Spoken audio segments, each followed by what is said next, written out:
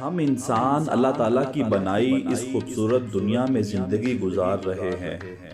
یہاں انسان کبھی ترقی کرتا ہے اور کبھی پستی کی طرف چلا جاتا ہے، کبھی عروج پر جاتا ہے اور کبھی زوال کا شکار ہو جاتا ہے، کبھی مساکین پہ ہزاروں یا لاکھوں روپے خرچ کرتا ہے اور کبھی خود چند پیسوں کا محتاج ہو جاتا ہے۔ عالیشان بنگلوں میں رہنے والا انسان کرائے کے چھوٹے گھروں میں ڈیرے ڈالنے پر مجبور ہو جاتا ہے، اور اسی دنیا میں ایسے انسان بھی ہیں جن کے پاس بیماری کی حالت میں دوا لینے کے لیے پیسے نہیں، اور کسی کے پاس جسم ڈھانپنے کے لیے اچھا لباس میسر نہیں۔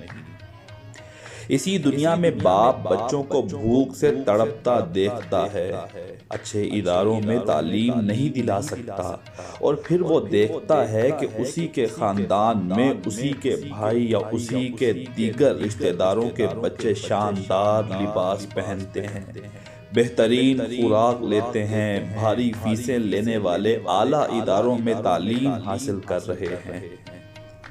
ایسی حالت میں انسان دکھی ہو جاتا ہے۔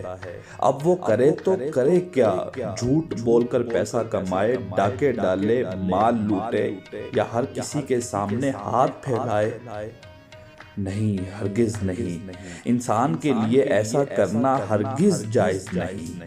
یاد رکھیں، اگر ایسا کر کے وہ دوسروں کا مال حاصل کر لے تو اس حرام مال میں کبھی برکت نہیں ہوگی۔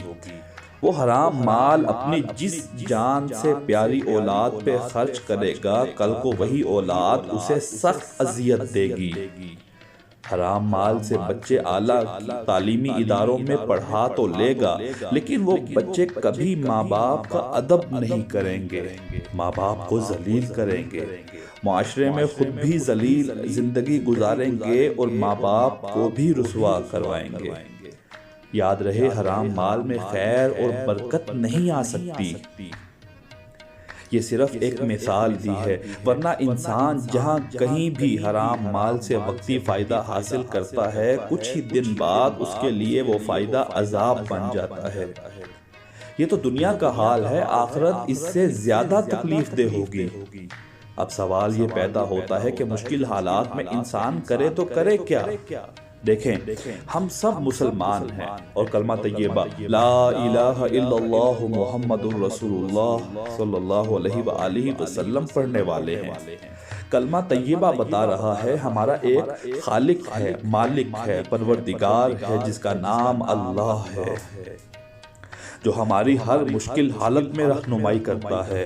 اس نے اپنے نبی صلی اللہ علیہ وآلہ وسلم اور قرآن کریم کے ذریعے ہمیں زندگی کے ہر میدان میں جینا سکھایا۔ ہمارے خالق و مالک نے قرآن کریم میں جیسے زندگی گزارنے کا حکم دیا، حضور رحمت عالم صلی اللہ علیہ وآلہ وسلم نے ویسے ہی زندگی گزار کر دکھائی اور ہمارے لیے بہترین اسوہ قائم کیا۔ اللہ وحدہ لا شریک فرماتا ہے، جب حالات تمہارے مطابق نہ چلیں تو تم صبر کرو، مشکل حالات میں گھبراؤ نہیں۔ اللہ فرماتا ہے ان اللہ مع الصابرین، اللہ تعالیٰ صبر کرنے والوں کے ساتھ ہے۔ انسان مشکل حالات میں صبر کرے تو اسے یہ انعام ملے گا کہ اس کا خالق، اس کا مالک، اس کا پروردگار اس کے ساتھ ہوگا۔ انسان کے پاس دولت نہیں ہوگی تو کیا ہوا، اس کا مالک اس کے ساتھ ہے۔ انسان کے پاس قیمتی لباس نہیں ہوگا تو کیا ہوا، اس کا مالک، اس کا اللہ اس کے ساتھ ہے۔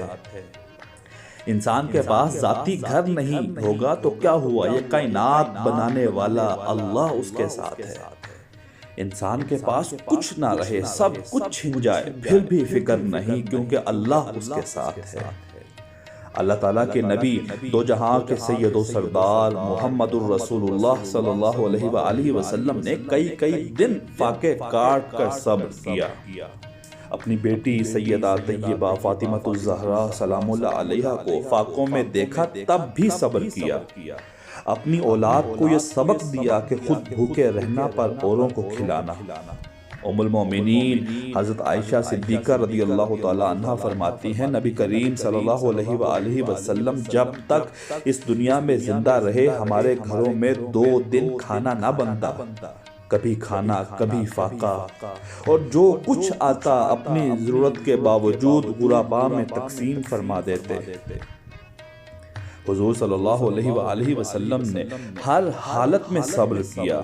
آپ کھجور کی چٹائی پہ آرام فرماتے، جسم مبارک پہ نشان پڑ جاتے، پھر بھی صبر کیا۔ تبلیغ دین کی خاطر کفار سے پتھر کھا کر بھی صبر کیا۔ آپ کے نالین لہو لہان ہوئے پھر بھی صبر کیا۔ آپ کے پیارے چچا حضرت سید الشہداء امیر حمزہ علیہ السلام کا قاتل مسلمان ہونے کے لیے آپ کی خدمت میں حاضر ہوا۔ آپ اس سے چچا کے قتل کی باتیں سن کر آنسو بہاتے رہے، لیکن صبر کیا اور اسے معاف کر دیا۔ آپ کو اپنا شہر مکہ جہاں آپ پیدا ہوئے تبلیغ دین کے خاطر چھوڑنا پڑا، تب بھی صبر کیا، اور پھر وہ وقت آیا کہ آپ اپنے شہر میں واپس آئے بھرپور قوت کے ساتھ، عظیم الشان لشکر کے ساتھ۔ جب مکہ چھوڑا تب مسلمان 400 کے قریب تھے۔ آقا علیہ السلام صبر و ہمت سے دین کا کام کرتے رہے۔ پھر جب واپس مکہ لوٹے تو مسلمان 1 لاکھ سے زیادہ ہو چکے تھے۔ یہ تھی آپ کے صبر کی برکت۔ آج کے اس لیکچر میں آپ کے لیے یہی سبق ہے، آپ پہ جتنی بھی آزمائش آ جائے، گھر والوں سے، رشتہ داروں سے، دوستوں سے، جتنی بھی تکلیف ملے، صبر کا دامن نہیں چھوڑیں۔ کبھی خود کو غلط راستے پر مت ڈالیں۔ تکلیف چند دن کی ہے، ختم ہو جائے گی۔ صبر کرنے پر اللہ تعالیٰ آپ کو وہ کچھ دے گا جس کا آپ نے تصور بھی نہیں کیا ہوگا، اس دنیا میں بھی اور اگلے جہان میں بھی انشاءاللہ۔ اللہ تعالیٰ ہمیں نبی کریم صلی اللہ علیہ وآلہ وسلم کے نقش قدم پر چلنے کی توفیق عطا فرمائے۔ ماہ میلاد النبی صلی اللہ علیہ وآلہ وسلم کی برکتیں سمیٹنے کی توفیق عطا فرمائے۔ کلمہ طیبہ، درود و سلام، لا الہ الا اللہ محمد رسول اللہ صلی اللہ علیہ وآلہ وسلم کثرت سے پڑھنے کی توفیق عطا فرمائے۔ آمین بجاہ النبی الامین صلی اللہ علیہ وآلہ وسلم۔